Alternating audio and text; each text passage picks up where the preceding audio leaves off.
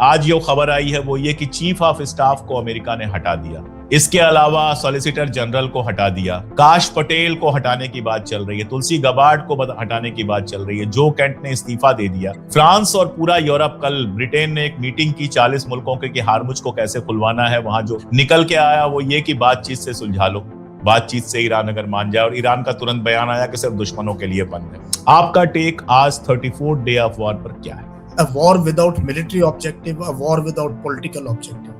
अब 1 महीना हो गया है, किसी ने भी एंटिसिपेट नहीं किया था कि ईरान ऐसे अटैक करेगा, इस तरीके से रिस्पॉन्ड करेगा। ईरान वो गेम ही नहीं खेल रहा है जो कि पहले यूएस और इजराइल चाहते थे खेले, कि मार खाए, फिर हाथ जोड़े और फिर हम दोबारा इनको जो है ह्यूमिलिएट करें, और ह्यूमिलिएशन के बाद ये अपने रास्ते पे बोलेंगे सैंक्शंस और लगा देंगे। वो नहीं हो रहा अभी ह्यूमिलिएशन दूसरी तरफ है। ट्रंप को और इनको क्या चाहिए? एक ब्रिलियंट विक्ट्री चाहिए, एक लास्ट में गोल चाहिए, जिससे कि हम रेफरी, जैसे गोल्डन गोल नहीं होता कि मैच होते ही बस हो गया, बस जीत खत्म होगी, मैच वहीं खत्म हो जाता है। उनको कुछ चाहिए ऐसा, एक गोल्डन आवर चाहिए, गोल्डन विक्ट्री चाहिए, जो कि खर्ग आइलैंड को कैप्चर करके हो सकती है, या ईरान में लैंड करके एयरबॉर्न डिवीजन को और यूरेनियम का कुछ हिस्सा उठा लिया, या उसको जैसे पिक्चरों में आता है, या कहीं पे कोई बड़ा वो कर दिया। वो इनको चाहिए, वो शायद इनकी आर्मी ने बता दिया कि ये खतरे से खाली नहीं है। ये क्या पॉसिबल है कि आप वहां पर जाकर सारा यूरेनियम उठा लाएं? Iran is one of the most heavily defended countries in the world. उसकी एयर स्पेस, एयर की डोमिनेशन है यूएस और इजराइल के पास, बट एयर स्पेस को एक एक एयरक्राफ्ट के ऊपर नजर है ईरान की। Israel is losing its friends. आप देखो, एक भी यूरोपियन पावर तैयार नहीं है इजराइल को सपोर्ट करने के लिए, एक भी। ईरान की मिसाइलों की आपको पता, pin point accuracy, pin point. इसका मतलब उनके पास इतनी जबरदस्त इंटेलिजेंस है। वो कौन दे रहा है वो अलग बात है, इस युद्ध में सब एक दूसरे की मदद करेंगे।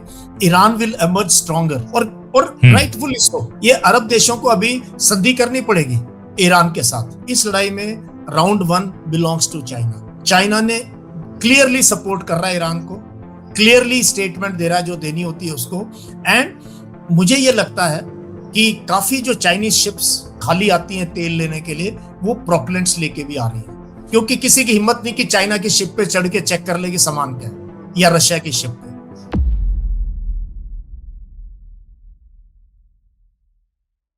नमस्कार, मैं अशोक कुमार पांडे, स्वागत है आपका टीसीएच पर। आज एक बार फिर है हमारे साथ major general doctor Yash Mor sir. Welcome again.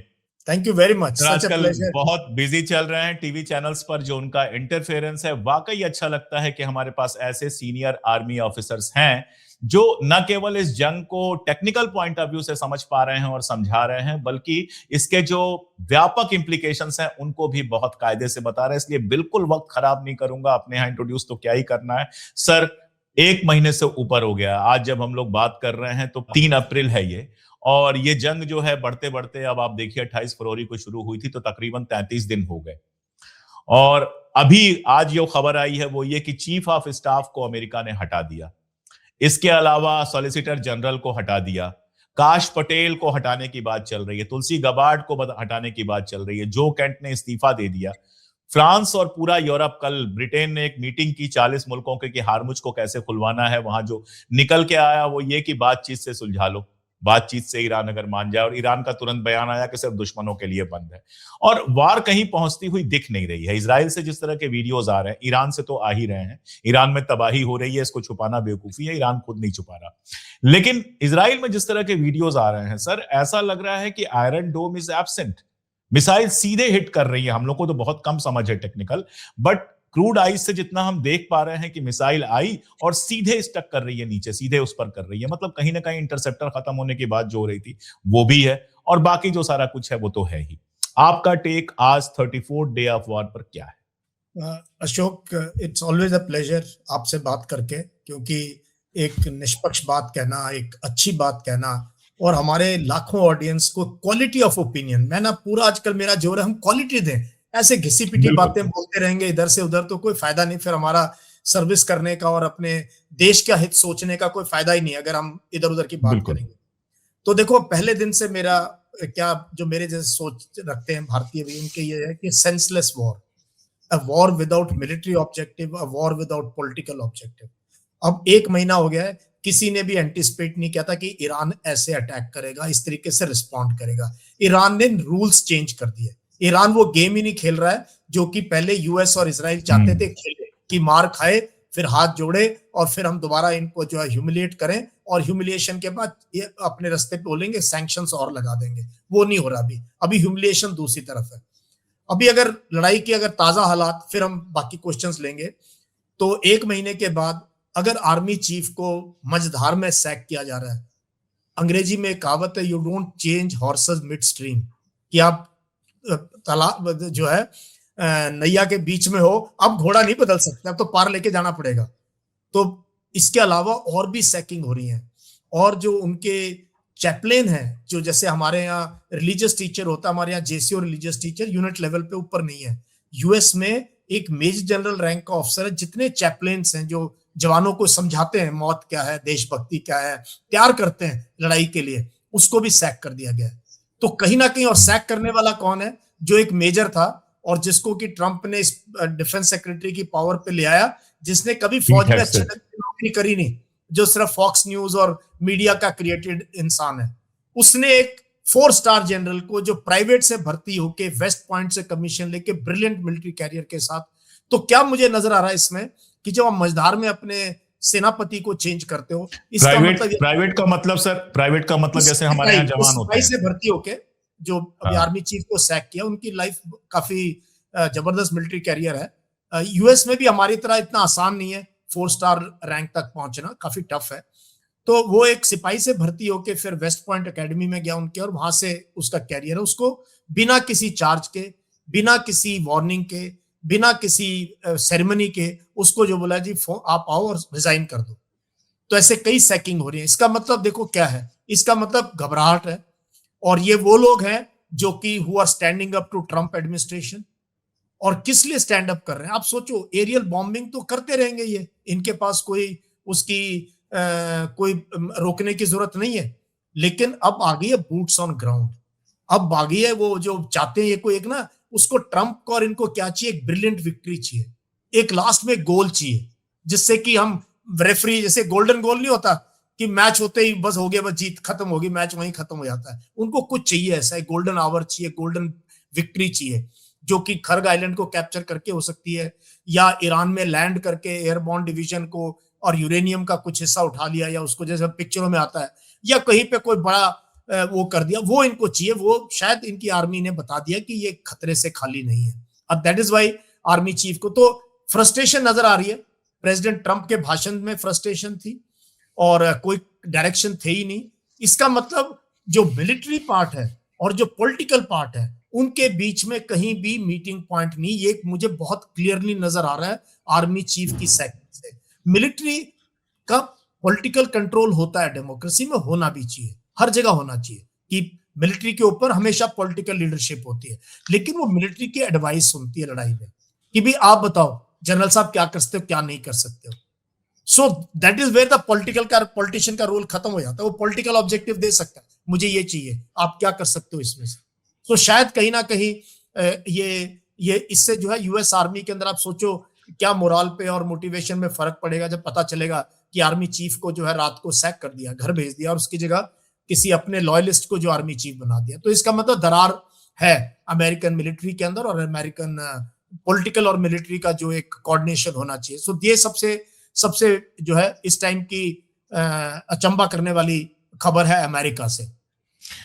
Sir, आप पता नहीं हॉलीवुड की फिल्में कितनी देखते हैं। मेरे पास जब ऐसा होता है कि मुझे दिमाग बिल्कुल खाली रखना होता है, जरा सा भी दिमाग पर जोर नहीं देना होता है, बहुत मेंटली थका हुआ हूं, और ये हुआ कि सोने से पहले 90 मिनट की मैं वो हॉलीवुड फिल्में निकाल के देखता हूं जिसमें आर्मी जाती है, स्पेशल यूनिट जाती है। स्वैट मैंने वहीं से जाना, मुझे नहीं मालूम था स्वैट क्या होता है।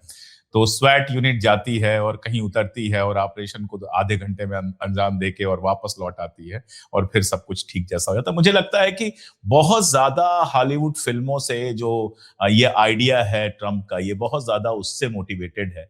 मतलब ये सोचना कि एक ही जगह सारा यूरेनियम रखा होगा, and uranium is not something कि किसी बॉक्स में पैक करके लॉक करके रखा होगा और सोने का जेवर नहीं है वो कि किसी बूढ़े आदमी ने कहीं रखा हुआ है आप उठा के लेते आओगे। या ईरान जिसके पास 3-4 लाख की आर्मी है और 9 लाख की आर्मी वो बोस्ट कर रहा है कि हम खड़ी कर सकते हैं। अब एकदम मुझे ऐसे बताइए कि ये पूरा ऑपरेशन सुन के मुझे अजीब सा लग रहा है, तो ये क्या पॉसिबल है कि आप वहां पर जाकर सारा यूरेनियम उठा लाएं? इसकी तो जीरो पॉसिबिलिटी है, और अगर ये कोशिश करेंगे तो बहुत बड़ा मैसेकर होगा। ये 82 एयरबॉर्न डिवीजन को सोच रहे हैं लैंड कराएंगे, लैंड करा के, क्योंकि ईरान बहुत बड़ा कंट्री है, पॉपुलेशन तो 9 करोड़ है, बट बहुत बड़ा है इलाके में, तो कहीं लैंड कराएंगे वहां। फिर जो है लैंड कराने के बाद वहां एक एयर स्ट्रिप भी कंस्ट्रक्ट करेंगे उनके इंजीनियर्स, उस पे और जहाज उतारेंगे और वहां से फिर ये स्पेशल फोर्सेस को लॉन्च करेंगे। फिर वो जो गुफा जहां पर यूरेनियम रखा हुआ है उसके दरवाजे तोड़े जाएंगे, उसकी बम्बार्डमेंट वहां से वो अटैचियों में भर के लाएंगे, फिर एक जहाज में लोड करेंगे और जहाज टेक ऑफ कर जाएगा और फिर ये एयरबॉर्न निकल जाएंगे। जब तक ये इम्पॉसिबल है। Iran is one of the most heavily defended countries in the world. उसकी एयर स्पेस, एयर की डोमिनेशन है यूएस और इसराइल के पास, बट एयर स्पेस को एक एक एयरक्राफ्ट के ऊपर नजर है ईरान की। और कोई एयरबॉर्न लैंड करना, ईरान की धरती पे एक डिवीजन लैंड करना, छोटे मोटे ऑपरेशन कर सकते हो, नहीं पता लगेगा रात के अंधेरे में कि हाई एल्टीट्यूड से जो है, ऐसी टेक्निक है आजकल कि बहुत ऊपर से भी जो है आप हाई एल्टीट्यूड से भी जवानों को जो है स्काई डाइविंग करके नीचे उतार सकते हो। सब पॉसिबल, हमारे पास भी काबिलियत है। बट एक बड़ा ऑपरेशन करने के लिए आपको बहुत हजारों सैनिक चाहिए, कम से कम एक ब्रिगेड साइज फोर्स 2-3 हजार सैनिक चाहिए। उनके पास आर्टिलरी भी होनी चाहिए, उनके उतरने के बाद गाड़ियां भी होनी चाहिए आगे लेके जाने के लिए, उनके पास रीसप्लाई का भी वो होना चाहिए, उनके पास पूरा तामझाम ऐसा होना चाहिए कि अगर कट ऑफ हो जाए तो वो सर्वाइव कर सके। और अगर उनको चारों तरफ से घेर लो तो कैसे सर्वाइव करेंगे? एयर सपोर्ट भी चाहिए, हेलीकॉप्टर। तो बहुत कॉम्प्लिकेटेड ऑपरेशन है आज के जमाने में ये। तो मुझे नहीं लगता ये ऐसे कोई ऑपरेशन सक्सीड होगा। और जो अभी ईरान के बारे में खबर आ रही है अशोक, वो ये आ रही है कि उन्होंने ना अंडरग्राउंड मिसाइल, ड्रोन और इनके शहर के शहर बना लिए हैं।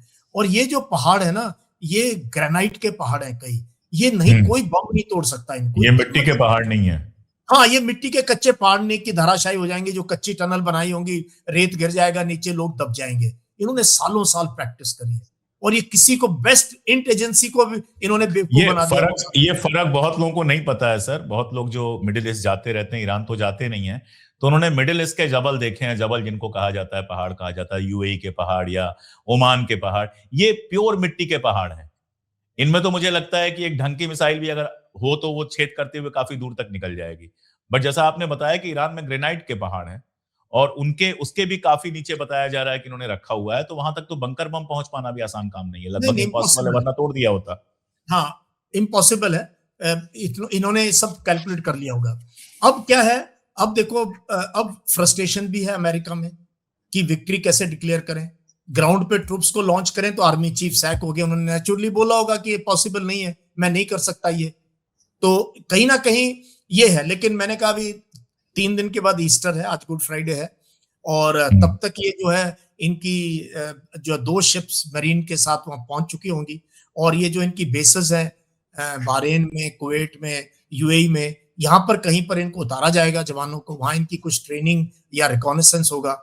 बट इसके इम्प्लीकेशंस आप सोचो अशोक, कि अगर खाड़ी के किसी भी देश की जमीन इस्तेमाल होती है एक ऑफेंसिव के लिए ईरान के खिलाफ, तो इसके बहुत दूरगामी इम्प्लीकेशन होने वाले हैं इस पूरे यूनाइटेड नेशंस के हिसाब से वो अग्रेसर हो गया। अग्रेसर तो नेचुरली वही तो ईरान होता है काउंटर ऑफेंसिव कर दे। इस किसी इन देशों में किसी के पास कोई काबिलियत है नहीं लड़ने की, ना इनके पास टूरिज्म और तेल के अलावा और यूएस की छत्र छाया के अलावा कुछ भी नहीं इन्होंने डेवलप किया। ईरान के पास सब कुछ अपना है। सो ये जो है बहुत खतरनाक दौर में पहुंच जाएगी लड़ाई अगर ऐसा किसी ने किया। तो कौन कंट्री अलाउ करेगा, कैसे करेगा, इसका हमें पता नहीं। बट एक बार ट्रंप और उसकी एडमिनिस्ट्रेशन कोशिश जरूर करेंगे कि इस लड़ाई को खत्म करने से पहले ईरान को भी तबाह करें जितना कर सकते हैं, और साथ में कोई एक विक्ट्री इनको चाहिए जिससे कि उस पे ये जो है डिक्लेयर कर सके कि हम जीत गए और किसी तरीके से लड़ाई से जो है छुटकारा पा लें। बट अभी बहुत मुश्किल है कहना, बहुत कंफ्यूजिंग स्टेट है। सर, अमेरिका ईरान पे लगातार बात हो रही। वैसे आपने ईस्टर की बात की तो मुझे पोप का याद आया। पोप लियो का कल मैं सुन रहा था और आई थिंक उन्होंने जिस तरह का बयान दिया है वो सीधे-सीधे इंपीरियल कहा है उन्होंने। उसके पहले उन्होंने कहा कि जो किंग्स अटैक करते हैं दूसरी कंट्रीज पर, गॉड उनकी प्रेयर नहीं सुनता। और कल उन्होंने इंपीरियल का यूज किया, तो पोप तक जिस तरह की बात कर रहे हैं पूरे यूरोप में, तो जो हो रही है वो तो हो ही रही है। एक अमेरिका की बात बहुत ज्यादा होती है, इजराइल पर खामोशी हो जाती है क्योंकि अमेरिका आकर मेन रोल ले लिया जबकि लड़ाई पूरी इजराइल की थी। इजराइल को आप अभी कैसे देख पा रहे हैं? क्योंकि आयरन डोम के लिए अमेरिका से डिमांड हुई है कि उसकी रिफिलिंग की जाए। जर्मनी तक ने इस समय हथियार देना बंद किया हुआ है, फ्रांस तो नहीं ही दे रहा है हथियार। तो इजराइल को आप कैसे देखते हैं? 10 इयर्स बैक मुझे लगता है कि वो कुछ भी करता था, हर आदमी सपोर्ट करता था क्योंकि होलोकास्ट और बाकी सबका गिल्ट था। अभी जो उसने किया है पिछले 3-4 साल से, चाहे गजा में हो, चाहे लेबनान में हो, चाहे ईरान के साथ हो, उसके बाद जिस तरह का परसेप्शन बदला है कि बहुत मजबूत है वगैरह, मैं क्यों बोलूं, आप ही बताइए इजराइल को कैसे देखते हैं? देखो, हम सब इसराइल को एडमायर करते रहे और हम स्टूडेंट रहे इसराइल की मिलिट्री टैक्टिक्स के। मैंने तो बहुत अपने सर्विस में इसराइल की मिलिट्री के बारे में लोगों को पढ़ा है, उनकी सारी किताबें पढ़ी हैं, 47, 48, 67, यॉम कीपर वॉर। और इन्होंने एक बेहतरीन किस्म की अनकन्वेंशनल लीडरशिप दिखाई, इनोवेटिव दिखाया। तो और प्लस वो जो होलोकॉस्ट का एक वो भी था कि भाई एंड ये कि इनके पास यही एक देश है, और सब लोग इस चीज को समझते थे। और अदर देन नॉन मुस्लिम्स, जब बाय लार्ज कंट्रीज इसराइल को जो है और उनकी टेक्नोलॉजी और उसकी जो है बहुत दाद देते थे। लेकिन जिस तरीके से पिछले कुछ सालों में इन्होंने यातनाएं करी हैं, जिस तरीके से एनक्रोच कर रहे हैं, जिस तरीके से जो अभी गाजा में इन्होंने 70-75 हजार लोग मारे, जिसमें से 2/3 औरतें थी और जिस तरीके और बच्चे थे, जिस तरीके से लेबनान बेरूत शहर का हाल कर दिया इन्होंने, और बाकी एरिया में जिस प्रकार से उनकी दादागिरी यूएस के कंधे पे चल के फायर करने की है। अब Israel is losing its friends. आप देखो, एक भी यूरोपियन पावर तैयार नहीं है इसराइल को सपोर्ट करने के लिए। एक भी यूरोपियन पावर, यूएस को ही उन्होंने मना कर दिया। पहले तो संचेज हीरो है स्पेन के, अब मैक्रो ने कल कह दिया ट्रंप को कि आप बहुत ज्यादा बोलते हो, दिन में एक ही बार बोला करो कम से कम, और आपका पता ही नहीं चलता, आप गोल पोस्ट रोज शिफ्ट कर देते हो, तो क्या होगा। जर्मनी ने आपका बताया, इटली ने बोला मेरी एयर स्पेस यूज नहीं होगी।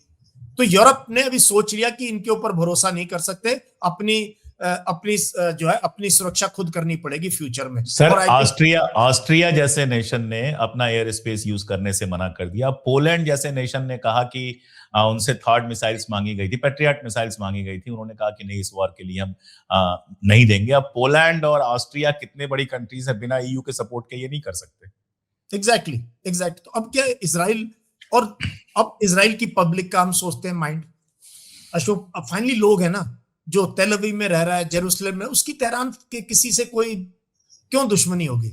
और ना उनकी जमीन मिलती, ना उनके, इनकी तो बस आइडियोलॉजिकल है, आइडियोलॉजिकल बैटल है कह लो आप, या एक थ्रेट है, एक परसीव्ड थ्रेट है एक दूसरे से। बट अब लोग इतने दिनों से बंकर में है और इसराइल से कुछ आ नहीं रहा है। लेकिन जो फिल्टर्ड न्यूज आ रही है कि हिजबुल्लाह बहुत बुरी तरीके से इसराइल के आर्मर को क्षति पहुंचा चुका है। उनका जो मेन बैटल टैंक है मरकावा, 50 करोड़ से 70-80 करोड़ का एक टैंक है, उसके ऊपर वर्ल्ड के बेस्ट सेंसर लगे हुए हैं। कि क्योंकि मरकावा को पिछली बार हिजबुल्लाह ने बहुत बुरी तरीके से मारा था, तो अब इन्होंने क्या उसमें एक ऐसा सिस्टम बना दिया है कि दूर से कोई भी कुछ उसके ऊपर फायर करेगा तो ये प्रोटेक्ट कर सकता है। 360 बहुत कुछ उन्होंने खर्च किया है।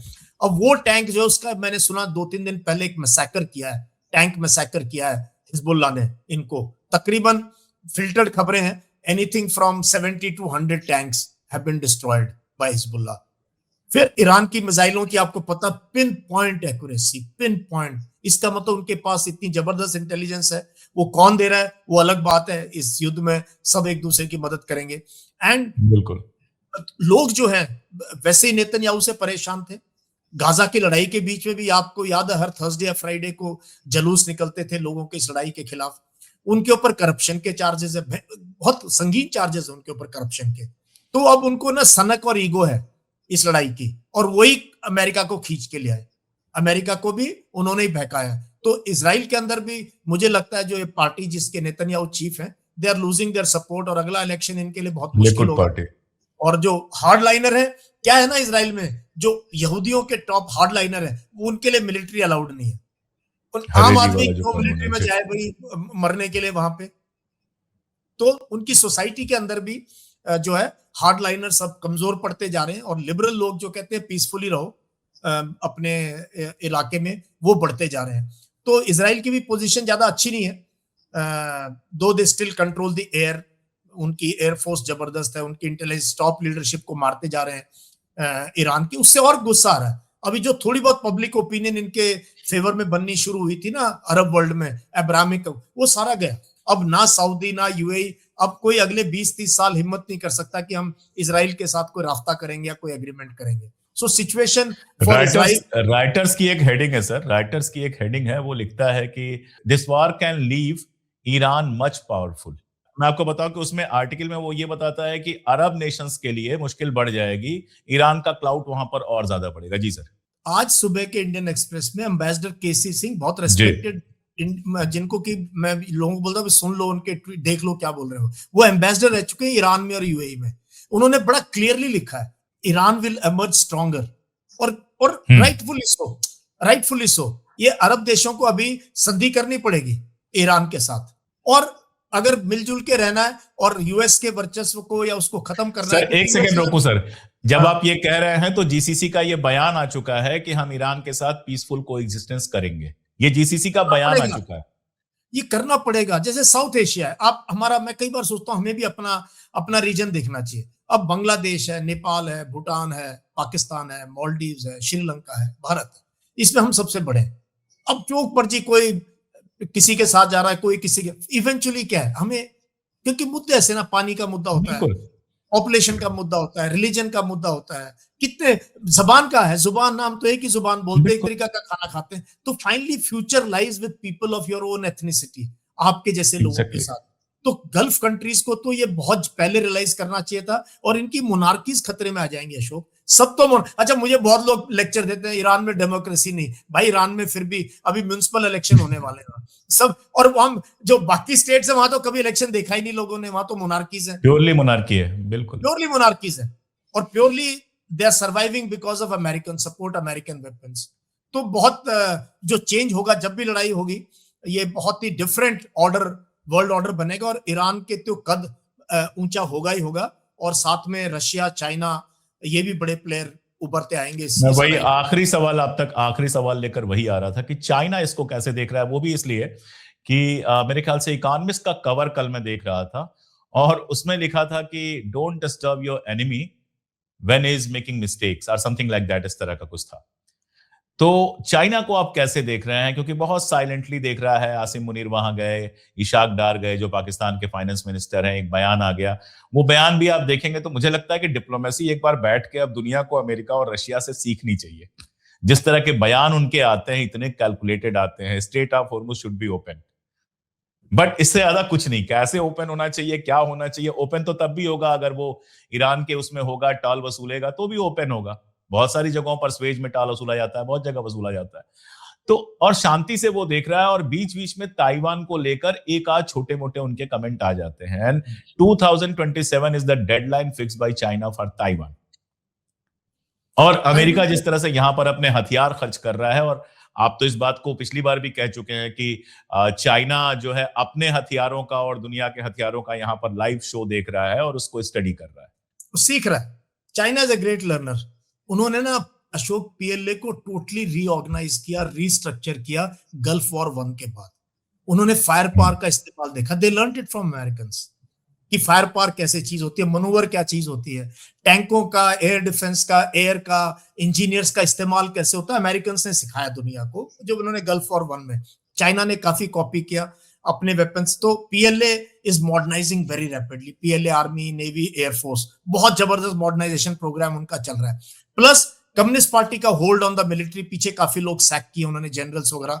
जीरो टॉलरेंस है डेंग जियाओपिंग का, आपके नॉट शी जिनपिंग का, on corruption in the military there.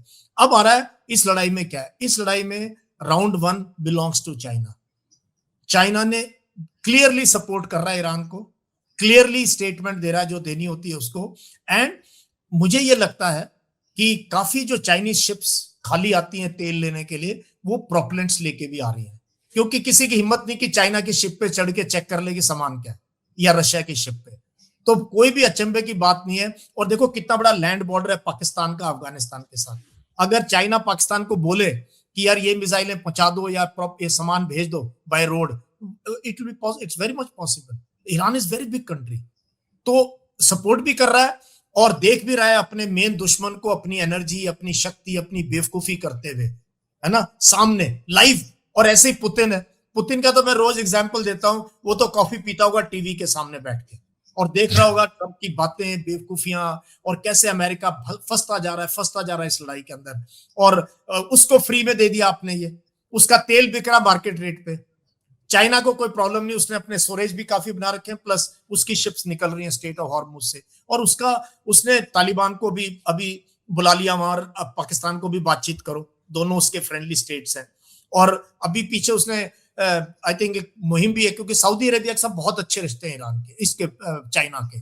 तो शायद China will be a major player, जो भी मीडिएशन होगा ना गल्फ में अमेरिका के जाने के बाद, या वो तो चाइना का काफी रोल होगा ईरान को, सऊदी अरेबिया को, इन कंट्रीज को इकट्ठे करने के, पाकिस्तान, अफगानिस्तान। तो इस रीजन का नया बॉस या नया क्या, बॉस तो वर्ड शायद सही नहीं होगा चाइना के लिए, बट जो ओवरलुक करेगा इस रीजन को वो अब चाइना हो। China will have a major say in this reason. और उसके चाइना की एक बड़ी खूबी सर ये है कि वो कभी अग्रेसर नहीं रहा है, वो कहीं अपनी आर्मी नहीं भेजता है, वो मनी भेजता है, इन्वेस्टमेंट करता है, हथियार भेजता है, आर्मी नहीं भेजता कभी भी नहीं, उसको जरूरत नहीं है ना। उसके जो पॉलिटिकल ऑब्जेक्टिव है बहुत दूर में, उसकी तो विजन अलग है, उसका विजन अलग है चाइना का। तो चाइना तो इस लड़ाई को they are winning without fighting, कहते हैं ना, वो माओ की फिलॉसफी है ना, if you can win 1000 battles without fighting तो गो फॉर दैट, है ना। तो बहुत इंटरेस्टिंग टाइम है। तो फाइनल रिमार्क सर, अगले 10-15 दिन में कहां देख पा रहे हैं? हालांकि हम ये नहीं जानते हैं कि जब वीडियो रिकॉर्ड हो रहा है और जब हम इसको रिलीज करेंगे उसके बीच में दुनिया कहां चली जाएगी, इतनी तेजी से बदल रही है। फिर भी अगले 10 दिन में आप किस तरह से देख रहे हैं? अगले 10 दिन में वही मैंने कहा कि एक अटेम्प्ट होगा अमेरिका की तरफ से, मैसिव अटेम्प्ट होगा। इसीलिए वो फोर्सेस इकट्ठी कर रहा है। और उसने अगर चीफ को सैक किया है तो उन्होंने नई जो चीफ बनाए जाएंगे, उन्होंने टेबल पे रख दिए, ऑप्शंस रख देंगे, सर बताओ क्या करना है। तो नए जो चीफ हैं वो पीटर हेग्सेथ के ब्रीफकेस लेकर चलते रहे हैं, वो सेक्रेटरी रहे हैं सीधे पीटर हेग्सेथ के। तो अपना लॉयलिस्ट ले आए हैं, बट हिस्ट्री अलग तरीके से जज करती है इन चीजों को।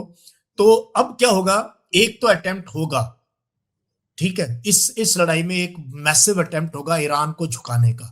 वो होगा टिपिंग पॉइंट, ईरान झुकेगा या फाइट बैक करेगा। ग्राउंड ऑफेंसिव बहुत खतरे से खाली नहीं है, नहीं करना चाहिए। अगर समझदारी होगी उससे पहले ही सीज फायर कर ले तो अच्छा है, बट ऐसा कुछ मुझे लग नहीं रहा है। तो Iran I think has a upper hand, Iran has a upper hand, they have been proactive और बोल के मार रहे हैं अभी तो। जो उनके ठिकाने हैं इन मल्टीनेशनल्स के, उन पे। और आज सुबह मुझे किसी ने सऊदी अरेबिया से मेरे को मैसेज भेजा कि सर यहाँ जो है 50% बिजनेस कोलैप्स हो गया, और हमारा सामान जो इंडिया से आता था वो कोई शिप आ ही नहीं रही, सब तेल की आ रही जा रही है, बाकी सारा एक्सपोर्ट इंपोर्ट सब बंद हो रखा है।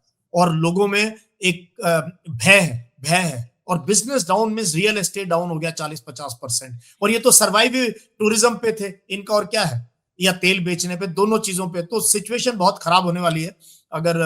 तो I don't know, I don't predict, but एक बार एक मैसिव अपस्केल होगा इस लड़ाई में बिफोर इट कम्स डाउन।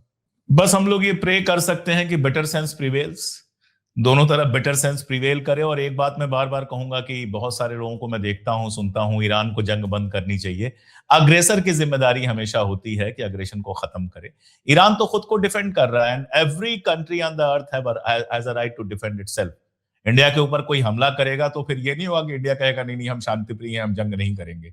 आपको इंडिया को डिफेंड करना होगा, और उसके बाद जो वार खत्म होगी उसमें पहलकदमी उसको लेनी पड़ेगी जिसने हमारे ऊपर हमला किया है। ये बहुत नॉर्मल सी चीज है। इसके लिए आर्मी ऑफिसर या आर्मी एक्सपर्ट होने की भी जरूरत नहीं है, इसके लिए बस थोड़ा खुला दिमाग रखने की जरूरत है। सर बहुत बहुत शुक्रिया, आपने वक्त दिया। हफ्ते 10 दिन बाद फिर आपको एक बार हम बुलाएंगे, जो उस समय तक होगा, और उम्मीद करता हूं कि उस समय तक सीज फायर हो जाए और हम लोग सीज फायर पर बात करें, और नहीं होगा तो जो होगा देखा जाएगा। Thank you sir. Thank you Ashok, thank you very much. जय हिंद। Thank you.